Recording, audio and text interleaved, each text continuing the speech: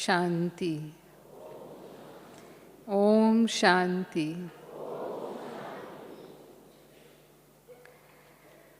हम सभी विश्व परिवर्तक, विश्व कल्याणकारी, विश्व सेवाधारी बाबा के बच्चे हैं और बाबा ने हमें अपने ही समान विश्व परिवर्तक, विश्व कल्याणकारी, विश्व सेवाधारी बनाया है। बाबा बच्चों को अपने समान ही बनाते हैं। तो विश्व परिवर्तन का कार्य, विश्व कल्याण का कार्य बाबा केवल खुद नहीं करते हैं, लेकिन उसमें हम सब बच्चों के सहयोग की उंगली भी लगी है। और उसका यादगार है भागवत में गोवर्धन पर्वत श्री कृष्ण ने एक उंगली पर उठाया, लेकिन केवल कृष्ण ने उंगली नहीं लगाई, साथ में कौन थे? गोप गोपियाँ भी थी। तो वो गोप गोपियाँ किसका यादगार है? हम बच्चों का। तो सभी ने मिलकर वो पर्वत उठाया, और वो गोवर्धन पर्वत कोई मिट्टी का पर्वत नहीं है, वो तो ये कलयुगी पर्वत है। इस कलयुगी पर्वत को हमने शिव बाबा के साथ मिलकर उठा लिया और नई सतयुगी सृष्टि की स्थापना की। बाकी कृष्ण की जगह ना, कहते हैं शिव की जगह कृष्ण का नाम गीता में डाल दिया है। तो हम सब बाबा के बच्चे, विश्व सेवाधारी बच्चे हैं। वो विश्व सेवा का ताज हम सबके सिर पर है। फिर चाहे वो पुराने हैं, चाहे वो नए हैं, चाहे वो 80 साल से बाबा के यज्ञ में हैं, और चाहे वो बहुत नए कुछ समय से ज्ञान में आए हैं। मैं समझती हूँ आप में से कुछ भाई बहनें पहली बार आए होंगे। मधुबन में बैठे हैं यहाँ जो पहली बार आए हैं, वो हाथ उठाएं। देखिए काफ़ी हैं, ज़्यादातर क्लास में वही बैठे हैं। तो चाहे हम 1 साल से ही ज्ञान में हैं, चाहे हम कुछ महीनों से भी ज्ञान में हैं, लेकिन फिर भी कहेंगे हम विश्व सेवाधारी हैं। हाँ, ये कहेंगे नहीं कहेंगे? कहेंगे। तो हम सबकी जिम्मेवारी विश्व सेवा की एक जैसी है। और जितना हम सेवा में रहते हैं, जैसे हम याद के लिए कोशिश करते हैं ना, कि ज़्यादा से ज़्यादा हमारी याद की स्थिति रहे, बाबा से हमारी बुद्धि की लिंक जुड़ी रहे, टूटे नहीं। भले नहीं जुड़ पाती है लगातार, पर कोशिश तो हमारी यही रहती है। तो वही कोशिश हमारी सेवा के लिए भी रहे, कि जैसे हम निरंतर योगी बनने की कोशिश करते हैं, ऐसे ही किसी ना किसी प्रकार की सेवा भी होती रहे। तो याद और सेवा का बैलेंस अगर है तो ब्लेसिंग्स हैं। बाबा कहता है बैलेंस से ही ब्लेसिंग्स मिलेंगी। और ब्लेसिंग्स बाबा की भी हैं, और साथ साथ परिवार, जिन आत्माओं की हम सेवा करते हैं, उनकी भी ब्लेसिंग्स मिलती हैं। और ये ब्लेसिंग्स आत्माओं के लिए, हम आत्माओं के लिए उड़ती कला का आधार बन जाती हैं। खुशी मिलती है, शक्ति मिलती है। ये सेवा का प्रत्यक्ष फल है जो हम अनुभव करते हैं। हल्कापन हम अनुभव करते हैं, और जो भी हमारे पाप कर्मों का बोझ है आत्मा के ऊपर जन्म जन्मांतर का, वो बोझ सहज उतरने लगता है। तो कई प्रकार की सेवा हम सारे दिन में कर सकते हैं। हाँ, सेवा तो हम सभी कर रहे हैं, लेकिन बात है कि निरंतर सेवा में उसे कैसे परिवर्तन करें। तो कई प्रकार की सेवा में बाबा कहते हैं हमारी स्वयं की सेवा है, यज्ञ सेवा है, विश्व की सेवा है, मनसा सेवा है। हम कहेंगे तन मन धन से या मनसा वाचा कर्मणा, इन सब तरह से हम सेवा करते हैं, पूरी तरह से अर्पण। जैसे अभी हम गीत सुन रहे थे, पूरी तरह से तन मन धन से बाबा के लिए हम समर्पित हैं, बलिहार हैं। तो कैसे हम कर सकते हैं? तो सबसे पहली सेवा हमारी शुरू होती है स्वयं से, क्योंकि स्वयं परिवर्तन से ही विश्व परिवर्तन है। बिना स्वयं का परिवर्तन किए विश्व का परिवर्तन हम नहीं कर सकते हैं। तो स्व की सेवा माना स्वयं को ज्ञान स्वरूप बनाना, धारणा स्वरूप बनाना, याद स्वरूप बनाना।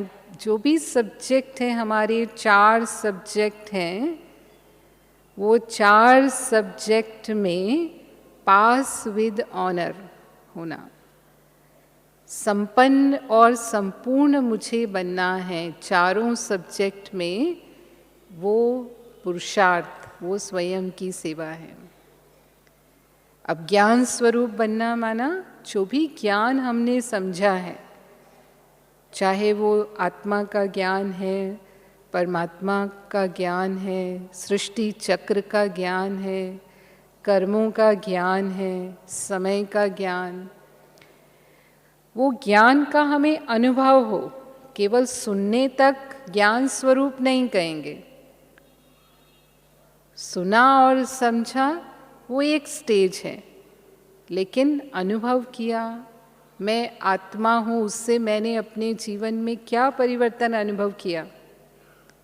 देही अभिमानी स्थिति हमें कैसे विकारों से मुक्त करती है ना। कहते हैं देह अभिमान विकारों की जड़ है।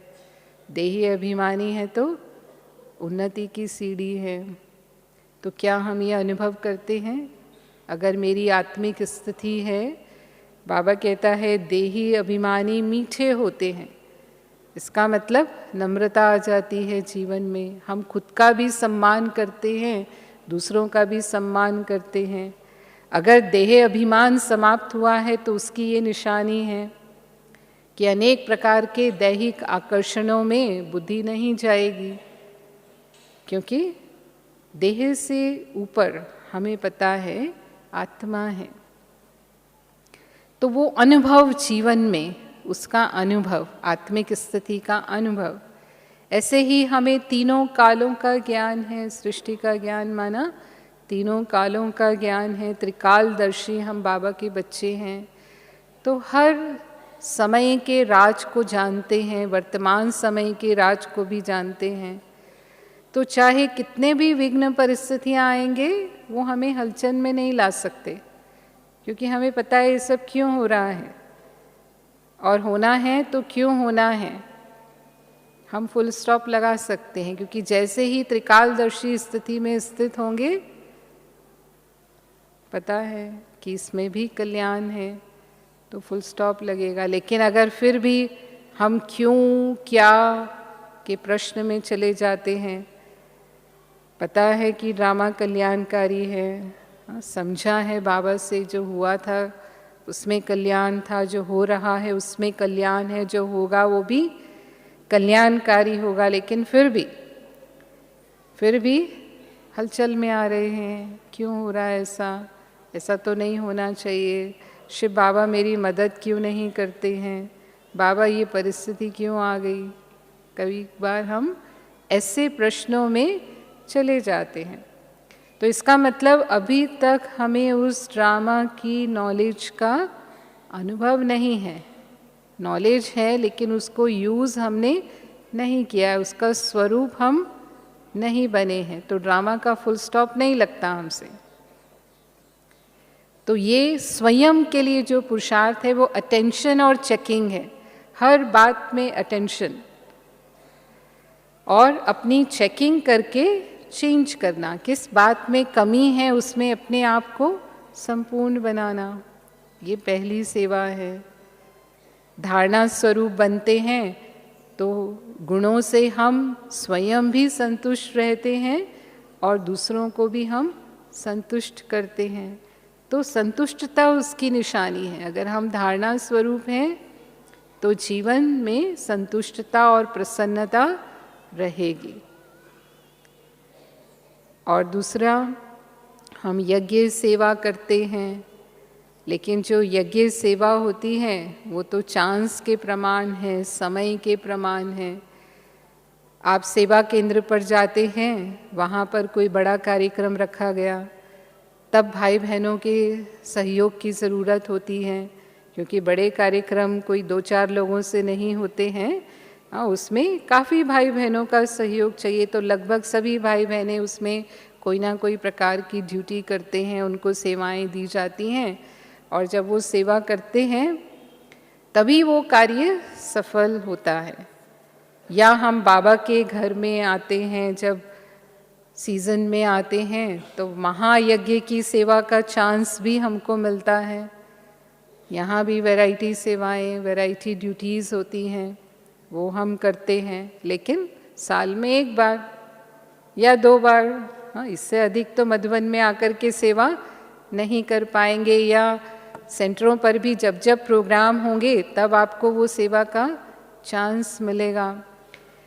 लेकिन जब हम यज्ञ सेवा में आते हैं तो फिर हमें संगठन में आकर के सेवा करनी पड़ती है, और जहाँ संगठन होता है वहाँ सेवा में कई प्रकार के विघ्न भी आ सकते हैं, क्योंकि संगठन में आए माना अलग अलग आत्माएं अलग अलग प्रकार के संस्कारों की हैं। अब जिस तरह से मैं कोई काम को करना चाहती हूँ, ज़रूरी नहीं है कि दूसरी आत्मा भी उसी तरह से करना चाहती है। उनका करने का तरीका हमसे अलग हो सकता है, और हम एक ही काम कर रहे हैं तो क्या हो सकता है, मतभेद हो जाएगा, कभी संस्कारों का टकराव हो जाएगा, थोड़ा बहुत कहा सुनी भी हो सकती है। तो अगर सेवा में ये स्थिति पैदा हो रही है कि हम 4 लोग मिलके सेवा कर रहे हैं और कहाँ हमारी उसके कारण कहा सुनी हो गई, तो उसको हम निर्विघ्न सेवा नहीं कहेंगे। जब हम मिलकर सेवा करते हैं तब फिर एक ने कही दूसरे ने मानी, उसको कहते हैं ज्ञानी। हो सकता है उसके पीछे कहीं ना कहीं मुझे अपना देह अभिमान थोड़ा छोड़ना भी पड़े, हो सकता है मैं सही हूँ तो भी मुझे झुकना पड़ता है। कोई मेरे से थोड़ा सीनियर है, वो कोई बात कह रहा है, वो मुझे सही नहीं भी लग रही है, तो भी सेवा निर्विघ्न चले उसके लिए हमने फिर भी हाँ जी कह दिया। तो इस तरह से हम यज्ञ सेवा को सफल बनाते हैं। और कई बातों में अगर यज्ञ में विघ्न आते हैं तो हम यज्ञ रक्षक भी हैं। बाबा के यज्ञ के हम बच्चे हैं, तो हमारा फर्ज है कि बाबा के यज्ञ की सेवा में कोई विघ्न आ रहे हैं तो फिर जो रक्षा हम कर सकते हैं वो हम अवश्य करें। हमने जो अनुभव किया है वो अपने अनुभव से हम उनको सत्य का साक्षात्कार करा सकते हैं, लेकिन पहले हमारा निश्चय, हमारी जो स्थिति है वो इतनी ऊंची और श्रेष्ठ होगी तो हम उनको उस तरह से उस बात का जवाब दे सकेंगे।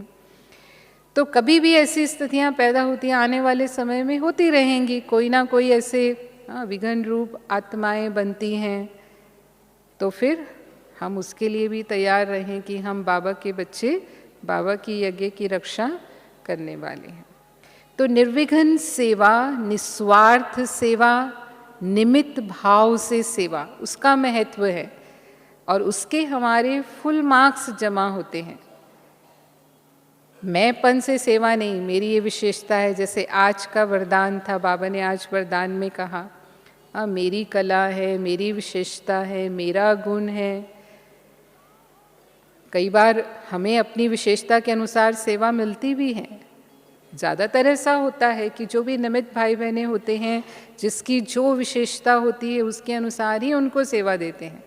पर फिर भी हो सकता है कि कई बार पहले से ही आपकी विशेषता की सेवा करने वाले लोग मौजूद हैं और आपको वो सेवा नहीं मिली, उसकी बजाय आपको साधारण सेवा मिल गई। मानो आप यज्ञ में हम आए, खाना परोसने की सेवा मिल गई, खाना बनाने की, सब्जी काटने की सेवा, और भी कई ऐसी स्थूल सेवाएं हैं जो यज्ञ में अधिक आवश्यकता होती है जिसकी, और हमें वो सेवा मिल गई। लेकिन हम अच्छी पोस्ट पर काम कर रहे हैं, हम टीचर हैं वहाँ, हाँ, या मानो मैनेजर हैं या बिजनेसमैन हैं, कोई भी ऐसे अच्छे पद पर हम कार्य कर रहे हैं, लेकिन सेवा हमको साधारण मिल गई। तो कई बार व्यर्थ संकल्प चलने शुरू हो जाते हैं।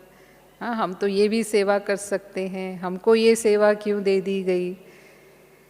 लेकिन जो भी सेवा हमें मिले, जो भी बाबा की सेवा मिले, वो हम प्यार से यदि करते हैं, निमित्त भाव से करते हैं, तभी हमें वो जमा होता है। और नहीं तो हमने सेवा तो की, जो सेवा मिली वो मैंने कर ली, लेकिन अगर मेरा मैंपन आ गया, व्यर्थ संकल्प चल गए, तो फिर हमारा जमा नहीं होता है। भले किया हमने, लेकिन बाबा के पास वो जमा नहीं होगा। और इसीलिए बाबा निर्विघ्न सेवा की बात करते हैं। तो ये हमें अटेंशन देना है कि हम सेवा कर तो रहे हैं, लेकिन किस भाव से कर रहे हैं। तो दिल से सेवा करना और एक नाम कमाने के लिए सेवा करना, उसमें भी अंतर होता है। कहीं ना कोई हमारा स्वार्थ है अगर सेवा के पीछे, तो वो भी उतना जमा नहीं होता है। यानी उसकी जो दुआएं हमें अनुभव होनी चाहिए वो हमें नहीं होती। सच्ची सेवा मतलब संतुष्टता और खुशी का अनुभव ज़रूर कराएगी। पर अगर सेवा करने के बाद मुझे संतुष्टता नहीं मिली या खुशी नहीं मिली, इसका मतलब वो मैंने सच्ची सेवा नहीं की।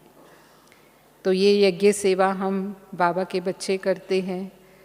और विश्व सेवा की बात यदि हम करें तो हम वाचा सेवा के द्वारा विश्व की आत्माओं की, अपने संपर्क में आने वाली आत्माओं की, चाहे हम बड़े बड़े प्रोग्राम रखते हैं, उसके लिए हम लेक्चर देते हैं, हम भाषण करते हैं। आजकल हमारे टीवी चैनल हैं, तो उस चैनल के माध्यम से भी हम लाखों लोगों तक पहुंचते होंगे। चलो, कोई करोड़ों लोगों तक भी पहुंचते हैं। वो कितना लोकप्रिय हैं उस पर निर्भर करता है। लेकिन फिर भी पूरे विश्व की आत्माओं तक हम नहीं पहुंच पाते, उसकी हद है। और वाचा सेवा भी ऐसी सेवा है जिसके लिए थोड़ा अभ्यास चाहिए, और वो भी चांस के प्रमाण ही होती है कि चांस मिलेगा तब वो सेवा करेंगे। लेकिन अगर हम विश्व की आत्माओं की सेवा करना चाहते हैं तो फिर सहज साधन जो बाबा ने दिया है वो है मनसा सेवा। मनसा सेवा अर्थात शुभ भावना, शुभ कामना से सेवा, शुभ वृत्ति, शुभ वाइब्रेशन से सेवा।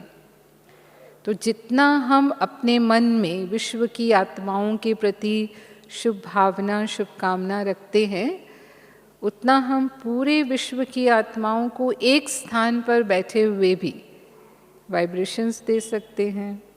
और ये सेवा भी हम करते हैं। लेकिन इसमें चांस की बात नहीं है, हम जब चाहें ये कर सकते हैं, पर इसके लिए सिर्फ स्थिति की बात है। क्योंकि मनसा सेवा सूक्ष्म सेवा है। सूक्ष्म सेवा का अर्थ क्या हुआ? हमें दिखाई नहीं देती है, बाकी सेवाएं तो देखने में आती हैं। आप कर्मणा सेवा कर रहे हो, पता चलता है कि हाँ आप यज्ञ में कोई सेवा दे रहे हैं। वाचा सेवा कर रहे हैं, वो भी देखने में आती है। लेकिन मनसा सेवा, मन के वाइब्रेशंस, वो तो किसी को दिखाई नहीं देते हैं, अनुभव होते हैं। लेकिन जितना सूक्ष्म है उतना ही वो शक्तिशाली है। देखने में नहीं आ रहा, लेकिन उसके जो परिणाम हैं वो सबसे श्रेष्ठ है। जो सेवा हम बोलकर नहीं कर सकते, जो सेवा हम कर्म के माध्यम से नहीं कर सकते, वो हम अपनी वृत्ति और वाइब्रेशन के द्वारा कर सकते हैं। पर हम देखते हैं कि कई बार हम इसमें असफल रहते हैं। जिन आत्माओं के प्रति हम श्रेष्ठ वृत्ति वाइब्रेशन रखते हैं, श्रेष्ठ भावना रखते हैं, या जो भावना रखते हैं उस भावना के अनुरूप हमें वो परिणाम दिखाई नहीं देते, तो फिर हम सोचते हैं कि क्या हो रहा है, क्या हमारी मनसा सेवा काम नहीं कर रही है। पर हमारी जो स्थिति बाबा कहता है मनसा सेवा के लिए वो नहीं है, इसीलिए वो वाइब्रेशन काम नहीं कर रहे। बाबा कहता है हमारी मनसा सदा ही निस्वार्थ होनी चाहिए, सदा ही दातापन की भावना होनी चाहिए, सदा ही शुभ होनी चाहिए। कभी शुभ है कभी अशुभ ऐसा नहीं, चेंज होती रहती है। वृत्ति एक जैसी तो नहीं रहती है हमेशा, हमेशा ही श्रेष्ठ वृत्ति है। उसकी बजाय कभी हम किसी के बारे में नेगेटिव भी सोचते हैं, बुरा भी सोच लेते हैं, भले करते नहीं हैं, ब्राह्मण है तो करने तक हम कम आते हैं, लेकिन मन में संकल्प तो चल जाते हैं। जो हमारे प्रति शुभ भाव रखता है, हमारे प्रति स्नेह रखता है, उसके प्रति हमारी शुभ भावना रहती है, और वो तो नेचुरल है। अज्ञानी लोग भी ऐसा रखते हैं, लेकिन जो मेरे प्रति शुभ भावना नहीं रखता या कोई हमसे ऐसा व्यवहार करता है, उसके प्रति भी शुभ भावना रहे, यही ज्ञान है, वही ज्ञान की शक्ति है, हम ऐसा कहेंगे। तो यदि हम वो रख पाते हैं तब हमारी मनसा के वाइब्रेशंस उन आत्माओं के लिए काम करते हैं, और नहीं तो वो भी हमारी वृत्ति से समझ जाते हैं। क्योंकि भले हम बोले नहीं कुछ भी मुख से, लेकिन बोलने से पहले हमारे वाइब्रेशन उन आत्माओं तक पहुंच जाते हैं, उनको प्रभाव डालते हैं। तो मनसा सेवा करने के लिए ये विशेष कंडीशन है कि हमारा मन शक्तिशाली हो, मन लाइट हाउस की स्थिति में हो। तो जैसे लाइट हाउस समुद्र में होता है तो मीलों तक उसकी लाइट जाती है, और कहीं मीलों दूर भी जहाज होगा तो उसको पता चल जाता है कि तट इतना दूर है, वहाँ से वो लाइट आ रही है। तो वो किनारा दिखाता है, लाइट हाउस किनारा दिखाता है जहाज को। ऐसे ही यदि हम लाइट हाउस माइट हाउस की तरह हैं, तो फिर कितनी भी मीलों दूर, यानी दुनिया के किसी भी कोने में कोई आत्मा होगी, और हम उसके प्रति जो संकल्प करना चाहें वो सिद्ध होगा। पर लाइट हाउस की स्थिति और हम कहेंगे कि एक बल्ब की स्थिति, उसमें अंतर होता है ना। अब लाइट हाउस की लाइट मीलों दूर जाती है, एक बल्ब की लाइट कितना होती है। हाँ, यहाँ पावरफुल फोकस चलेगा तो समझो एक हॉल में रोशनी हो रही है, उससे ज़्यादा तो नहीं कर सकता है वो। एक 60-100 वॉट का बल्ब चल रहा है, एक कमरे में रोशनी हो जाएगी। हाँ, एक 0 वॉट का बल्ब चल रहा है, रोशनी तो होगी लेकिन बहुत कम। तो मेरे मन रूपी बल्ब कितना पावरफुल है, 0 वॉट की रोशनी वाला है, 1000 वॉट की रोशनी वाला है, या लाइट हाउस की रोशनी वाला है। जब हम बाबा से योग लगाते हैं तो हमारे अंदर वो शक्ति भरती है, याद की स्थिति, पावरफुल स्थिति, एकाग्रता की स्थिति हमें लाइट हाउस की स्थिति का अनुभव कराती है। जब हमारा बहुत पावरफुल योग होता है, जिसको बाबा ज्वालामुखी योग कहते हैं, बाबा की लगन में हम मगन हैं, बाबा के लव में लीन हैं, उस अवस्था में हमारे मन की स्थिति लाइट हाउस होती है। लेकिन हमेशा हमारे मन की स्थिति इस प्रकार की नहीं रहती। सारे दिन में मन की लीकेज, शक्ति की लीकेज होती है, क्योंकि हम छोटी छोटी बातों में अपने मन बुद्धि को उलझा लेते हैं। योग किया तब तो ठीक, लेकिन जब कार्य व्यवहार में आए तो कई बातें आती हैं, प्रवृत्ति में रहते हैं, बहुत लोग काम पर भी जाते हैं, तरह तरह के लोग हमारे संबंध संपर्क में आते हैं। कई बार हम सोचते हैं वातावरण ऐसा था इसलिए मन पर प्रभाव आ गया, कई बार हम सोचते हैं संग ऐसा था ना इसलिए मन पर असर आ गया, मेरा मन अशांत हो गया, मेरा मन परेशान हो गया। अशांत परेशान मन शक्ति को खत्म करता है। जो भी शक्ति हमने जमा की उसकी लीकेज हो गई। ऐसे है जैसे कोई बाल्टी को हम भरना चाहते हैं और उसमें नीचे एक छेद है, पानी भरेगा और छेद से बहेगा, वो बाल्टी कभी भी नहीं भरेगी। कितना भी आप पानी भर लो लेकिन नीचे से तो वो पानी बह रहा है। हमारे मन की शक्ति की भी यही स्थिति होती है कि योग में हम भरते हैं, अमृत वेले हम भरते हैं, मुरली से हम भरते हैं और सारा दिन में क्या करते हैं, सारा दिन में गंवाते हैं उसको। शाम को अगर दोबारा योग नहीं किया तो मन की स्थिति इतनी कमज़ोर है कि मैं ही शांत नहीं हूँ। अगर मैं ही शांत नहीं हूँ तो क्या मैं किसी आत्मा को शांति का दान दे सकती हूँ? अगर मैं ही सुखी नहीं हूँ तो क्या मैं दूसरी आत्माओं को सुख दे सकती हूँ? तो पहले मेरी स्थिति सदा एक रस हो, सदा ही मन शांत हो, सदा ही मन शुभ हो, सदा ही मन शक्तिशाली हो। तो वो स्थिति हमें बनानी है समर्थ संकल्पों के द्वारा। और वो समर्थ संकल्प, उसका आधार ज्ञान का चिंतन है। बाबा कहता है मुरली केवल सुननी नहीं है लेकिन विचार सागर मंथन करना है। अगर हमने सुन लिया, ब्राह्मण जीवन का नियम है, पालन तो किया ना, एक बार मुरली तो सुनी ली बाबा की, हमारी प्रेजेंट मार्क तो हो ही गई। लेकिन अगर हमने मुरली पर ध्यान नहीं दिया, बाद में उसको रिवाइज नहीं किया तो हम भूल जाते हैं। 1-2 घंटे तक उसका असर रहता है। मुरली सुनते हैं ना क्लास के बाद, 1-2 घंटे तक मन उतना लाइट रहता है। लेकिन जैसे ही हमने और सब कारोबार में बुद्धि लगाई, धीरे धीरे हम भूल जाते हैं बाबा ने क्या कहा, और हमारे वही पुराने संस्कार, पुरानी वृत्तियाँ इमर्ज होने लग जाती हैं। होता है नहीं होता ऐसा? अब जैसे हमें कहा, कई बार हम नेगेटिव हो जाते हैं, हमें पता है काम, क्रोध, लोभ, मोह, अहंकार ये हमें नेगेटिव बनाते हैं।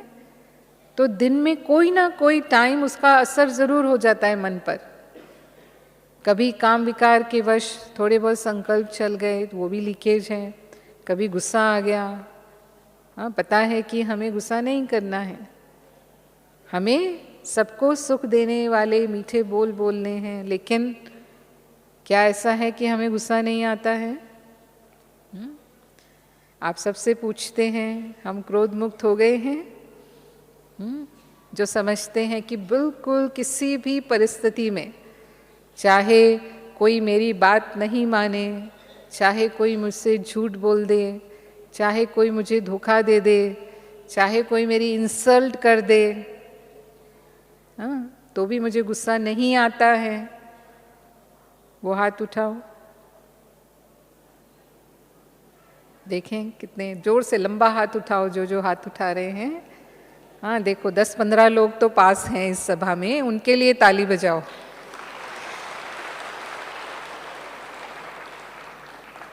हाँ वो खुद ही जानते हैं कि सचमुच उन्होंने क्रोध को कितना जीता है, लेकिन अगर हाथ उठाया है तो कहीं किसी हद तक तो ज़रूर जीता है। तो अगर गुस्से का असर आ गया मेरे ऊपर, मैंने गुस्सा कर दिया, बाबा हमें कहता है परिस्थितियाँ तो आएंगी ना, वही तो हमारा टेस्ट पेपर है। ऐसे थोड़ी कि कोई बात ही नहीं होगी तब हम विजयी किस पर बनेंगे। कोई परिस्थिति आएगी तभी विजयी बनेंगे, तभी तो विजयी रतन कहलाएंगे।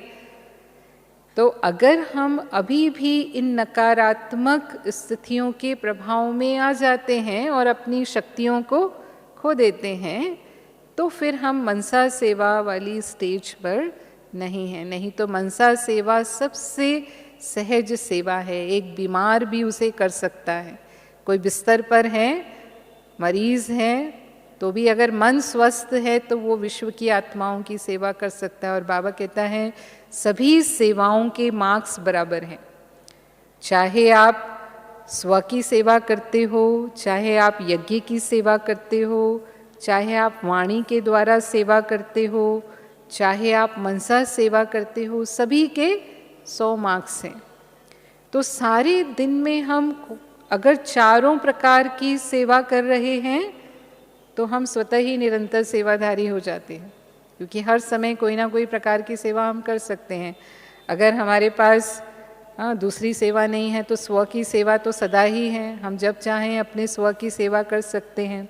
स्वयं को पुरुषार्थ में हमें संपन्न और संपूर्ण बनाना ही है, वो नहीं तो हम मनसा सेवा यानी दूसरी आत्माओं की सेवा कर सकते हैं, वाइब्रेशन फैलाने की सेवा कर सकते हैं। वृत्ति से हमको वायुमंडल बनाना है तो अपने आसपास के वायुमंडल को हम पावरफुल बनाएं, अपने सेंटर के वायुमंडल को हम पावरफुल बनाएं, अपने घर के वायुमंडल को हम पावरफुल बनाएं।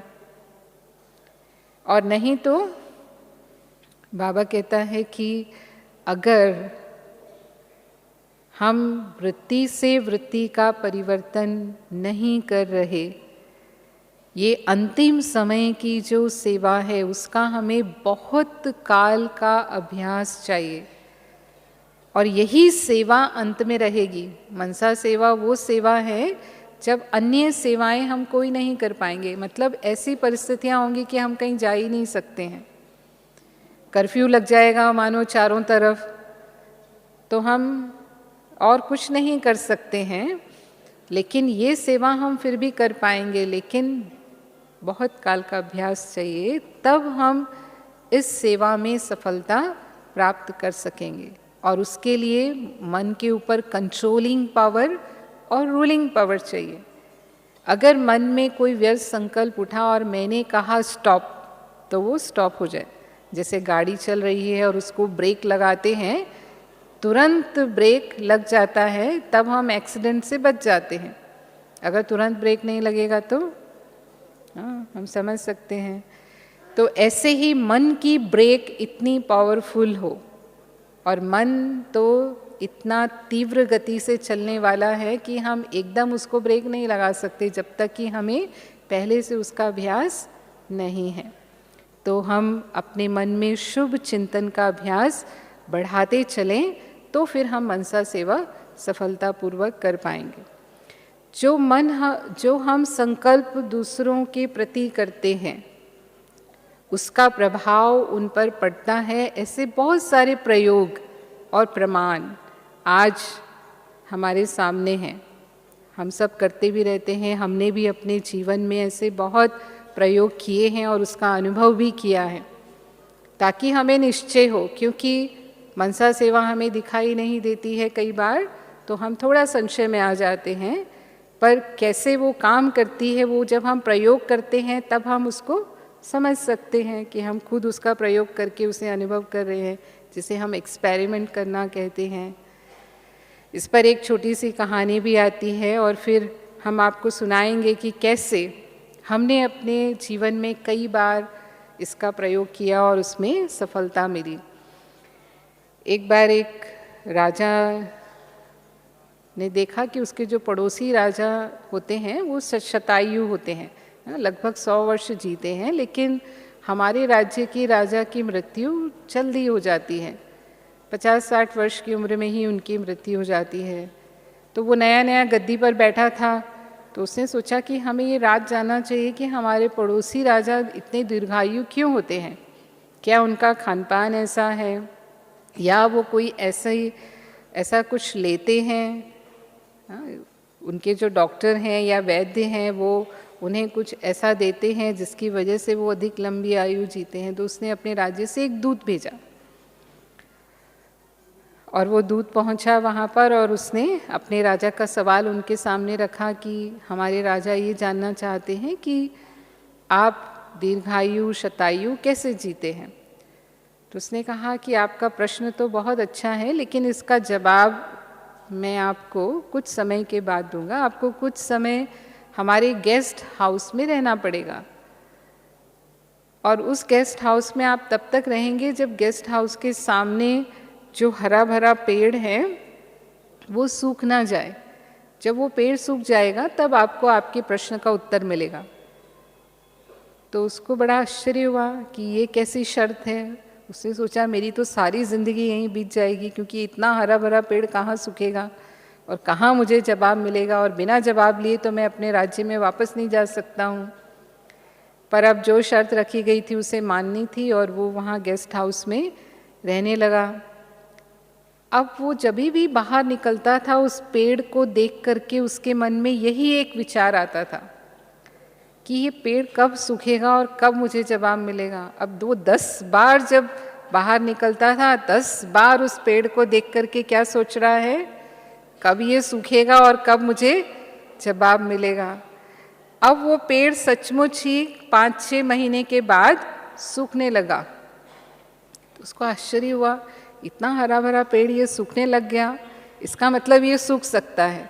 तो उसने और ज़्यादा उसके बारे में सोचना शुरू किया कि ये कब जल्दी सूख जाएगा और कब मुझे जवाब मिलेगा। और 1 साल के अंदर अंदर वो पेड़ सूख गया। और वो गया दरबार में खुश होकर के कि कहा कि जो आपकी शर्त थी वो पूरी हो गई, वो सामने वाला पेड़ सूख गया है, अब मुझे जवाब दीजिए। तो राजा ने कहा यही आपके प्रश्न का उत्तर है। उसने कहा कैसे? उसने कहा कि देखो आपने रोज़ उस पेड़ को देखकर क्या सोचा? उसने कहा यही सोचा कि ये सूख जाए और मुझे जवाब मिले। तो उसने कहा देखो आपके सोचने से वो पेड़ सूख गया ना। तो उसने कहा हाँ बराबर, मैं भी सोचता था कि ये तो सारी ज़िंदगी नहीं सूखने वाला है, लेकिन ये पेड़ तो सूख गया 1 साल के अंदर। तो उसने कहा कि राजा की आयु भी प्रजा उसके बारे में क्या सोचती है उस पर निर्भर करती है। अगर राजा अपनी प्रजा को सुख देता है तो प्रजा दुआएं देती है, और उन दुआओं से वो उसकी लंबी आयु की कामना करती है और राजा की आयु बढ़ जाती है। और यदि राजा प्रजा को दुख देता है तो प्रजा क्या सोचती है, हाँ जितना जल्दी ये राजा से मुक्ति मिले, उसकी मृत्यु की कामना करती है, तो राजा की आयु कम हो जाती है।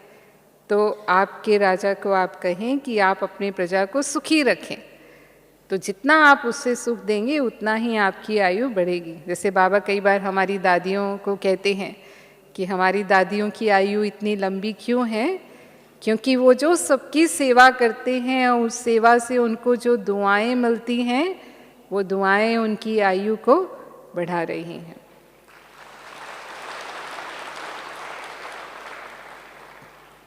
तो ये मनसा सेवा की सिद्धि है। तो ऐसे ही बहुत सारी घटनाएं हैं, लेकिन 1-2 मैं आपके सामने रखूंगी कि कैसे हम दूसरों को सहयोग करते हैं। सूक्ष्म रूप में भी जो हम सहयोग करते हैं वो सचमुच उनके लिए काम करता है। तो एक बार हमारे ही कोई जानने वाले और उनकी जो बहन थी वो घर छोड़कर चली गई। आपस में उनका कोई लड़ाई झगड़ा हुआ और उसके कारण भाई बहन का झगड़ा जैसे होता है हुआ, और वो बहन घर छोड़कर चली गई। तो युद्ध थी वो उस समय, और सबको घर में चिंता लग गई कि ये कहाँ चली गई। बहुत ढूंढा उसको, वो नहीं मिली, क्योंकि वो शहर छोड़कर ही चली गई थी। कहीं अब दूसरे शहर में उसकी सहेली रहती थी, वहाँ उसके पास वो चली गई, और उसने सोचा कि वो कहीं नौकरी करेगी और अब वो वापस घर लौटकर नहीं आएगी। तो वो मुझे जानते थे, तो उन्होंने मुझे फ़ोन किया कि बहन जी ऐसी ऐसी स्थिति में हम हैं और आप हमारे लिए बाबा से योग करो। वो ऐसे समझते हैं कि हम बाबा के ज़्यादा नज़दीक रहते हैं, तो शायद हम बाबा से योग लगाएंगे तो बाबा हमारी सुनेगा, हाँ उनसे ज़्यादा हमारी सुनेगा। ये भाव होता है उनका। कई बार कई भाई बहनें कहते हैं हमको कि बहन जी आप हमारे लिए बाबा से योग करें। तो मैंने कहा कि ठीक है, ऐसा कुछ नहीं है, सब ठीक हो जाएगा, फिर भी आप कह रहे मैं योग करूँगी, वो बहन के लिए विशेष मैं योगदान दूंगी। तो मैं 1 घंटा में खास योग में बैठी और मैंने उसको बहुत, क्योंकि मैं जानती थी, तो मैंने उसी को अपने मन में रख कर के बाबा से योग लगाया और उसको सद्बुद्धि मिले और वो घर वापस आ जाए, इस तरह से ऐसे शुभ संकल्प दिए। ऐसे दूसरे दिन भी योग किया मैंने, ऐसे 2-3 दिन उस आत्मा के प्रति योग किया और उनको ढूंढने से तो वो नहीं मिली, लेकिन सचमुच वो बहन 1 हफ्ते के अंदर अपने आप घर वापस आ गई। और बाद में उसने बताया कि मैं तो फाइनल सोच करके गई थी कि मुझे कभी घर नहीं लौटना है, लेकिन बार बार मुझे लग रहा था कि नहीं, मुझे जाना चाहिए, मुझे जाना चाहिए, तो मैं घर वापस आ गई। ऐसे ही एक पेशेंट के प्रति, मैं हॉस्पिटल में थी, ग्लोबल हॉस्पिटल में थी, कई पेशेंट्स पर हमने ये प्रयोग किए हैं, लेकिन फिर भी एक पेशेंट का आपको सुना रहे हैं कि स्वाइन फ्लू, आप जानते हैं आजकल ये बीमारी बहुत सुनने में आती है, और कुछ साल पहले तो ये बहुत ज़्यादा फैल गई थी और कई मरीज़ जो थे वो इस स्थिति में चले गए कि मृत्यु ही हो जाती है। ये बीमारी ऐसी है कि थोड़ा भी बढ़ी तो फिर मृत्यु होती है, क्योंकि फेफड़े पूरी तरह ख़राब हो जाते हैं। तो ऐसे ही वो भी कोई हमारे जानने वाले थे और उनकी युगल, उसको ये स्वाइन फ्लू हो गया, हॉस्पिटल में एडमिट। डॉक्टर ने जवाब दे दिया, आईसीयू में थी वो, कि ये हम नहीं कह सकते कितने दिनों की मेहमान है, क्योंकि बीमारी जो है वो कंट्रोल से बाहर है, हम इस स्थिति में कुछ ज़्यादा नहीं कर सकते और हमारे पास इसका कुछ ज़्यादा इलाज भी नहीं है। तो उन्होंने मुझे वही कहा फ़ोन करके कि दीदी ऐसे सीरियस हैं और हाँ, थोड़ा बाबा से योग लगाइए, बाबा ही कुछ कर सकता है अभी, हाँ, कोई चमत्कार की ही आशा कर सकते हैं। डॉक्टरों ने तो जवाब दे दिया है।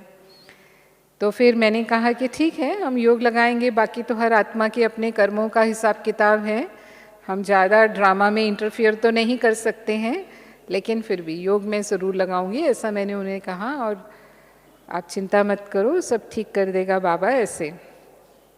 फिर उनके लिए भी योग लगाया और ऐसे ही 1-2 दिन योग लगाया और तीसरे दिन उनका फ़ोन आया मेरे पास कि वो डॉक्टर कहता है अभी ये रिकवर हो रहे हैं, पहले से इनकी हालत बेहतर है, हालांकि है अभी आईसीयू में, लेकिन ठीक होने की उम्मीद है।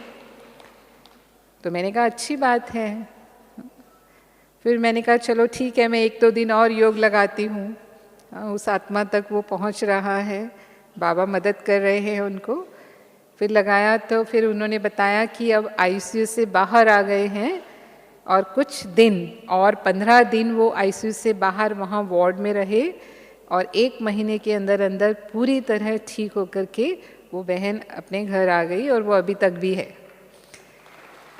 तो मैं ये नहीं कहूँगी कि केवल हमारे योग से ही वो फिर से उसको जीवन मिला, उसके अपने कर्म भी होंगे ज़रूर, लेकिन मदद मिली। जो वो एकदम इस हालत में पहुँच गई थी कि डॉक्टर भी कुछ नहीं कर सकते थे, उसमें हमारा थोड़ा सा योग का सहयोग उस आत्मा को वो जीवन दान दे गया। तो ऐसे हम किसी भी आत्मा को, हमारे आसपास कोई भी ऐसी आत्माएं, हम सेंटरों पर भी हैं, कोई भी आत्मा ऐसी स्थिति में होती है, हम उसके लिए योग करते हैं। कई बार हमें कहा जाता है दादियों के लिए हम योग करें, दादियों के लिए भी हम करते हैं। तो ज़रूर हम देखते हैं कि हमारे योग के वाइब्रेशन, शुभ भावना के वाइब्रेशंस उस आत्मा को बल प्रदान करते हैं और वो उस नाजुक स्थिति से बाहर आ जाती है। तो ये सेवा तो हम सभी कर सकते हैं, सिर्फ हमें अपनी मनसा पर अटेंशन देना है कि हमारी मनसा कमज़ोर ना हो या हम व्यर्थ संकल्पों में, नेगेटिव संकल्पों में इसकी लीकेज ना करें। ज़्यादा से ज़्यादा मन समर्थ संकल्प में रहे, शुभ चिंतन में रहे, शुभ चिंतक स्थिति में रहे और वो ज्ञान की स्थिति से हमें बनाना है। तो इस तरह से कोई ना कोई सेवा हम करते रहेंगे तो हम हमेशा ये अनुभव करेंगे कि बाबा की दुआएं हमें मिल रही हैं, बाबा के वरदानों से हम पल रहे हैं और सहज ही उड़ती कला का अनुभव करते हुए तीव्र पुरुषार्थ के द्वारा हम अपनी मंजिल पर पहुंच जाएंगे। ओम शांति।